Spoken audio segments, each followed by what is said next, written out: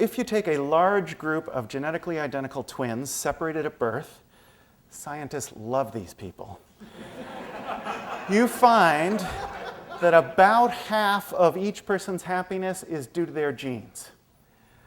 So what's the other half? Well, most of us think a ton of it is life circumstances. And studies show that all life circumstances added up for the average person is only about a 10% impact on your happiness. That's all your life circumstances. The house, the spouse, the car, the job, the food in the cafeteria, the flowers on your desk, all that stuff. Again, it feels like more to you, right? But it's only, according to this studies, about 10%. So that leaves the 40% that I'm here to focus on. That's intentional activity. That's what you think and what you do going on between your ears.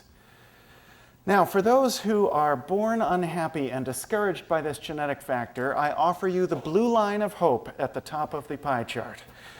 The blue line of hope is thickening all the time. The blue line is reflecting the science that shows that neuroplasticity is very real. What do I mean by that? I mean that brains physically change over time with what we think and what we do. This doesn't happen overnight, but it doesn't take a lifetime either. Studies show that if you spend, let's say, about an hour, there's a wide number of studies, about an hour visualizing playing the piano with your left hand for 8 or 10 weeks, the part of your brain that controls fine motor movements in your left hand will physically grow. The first study that showed this was a study of London taxicab drivers who have to study an incredibly complex map of London to pass a test. Their hippocampi, were growing. Those are largely responsible for spatial relations and mapping in your brain. A number of studies in as little as 4 weeks have shown physical changes in brains due to what you're using them for. Meaning, if gratitude does not come naturally to you, but you practice gratitude every day, you will rewire your brain to be a more grateful brain. So if I took this half of the room and I said, you must go to this website as my study participants, and once a day write down 3 things that you're grateful for, and this half of the room I give a distracting placebo task about visualizing ping pong, you all will be happier not only while you're doing that gratitude exercise, but for months afterwards. If we do it for 30 days and then stop 2-3 months later, you're still happier than this group of people. Why?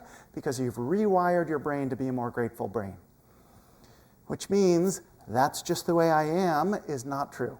That's just the way he or she was born. True, but we can all rewire our brains. So what should you think and do if you want to rewire your brains to be happier brains? Again, lots of specific techniques organized around 3 themes. 1, flow towards goals that are important to you. 2, maintain a positive attitude. And 3, focus on people and relationships. Now, I'm going to go through a lot of specific ideas and techniques in the sections that follow where I break these down. I want to make clear the suggestion from the scientists and me is not to try to act on everything I'm about to say. It's too much. It's too overwhelming. It's impossible to make 50 new habits at once. Pick 1, maybe 2. If you're super ambitious and into this stuff, pick 3 things and act on those. Act on them intensely, make new habits, and when those are new habits, if you're interested in more, come back for more.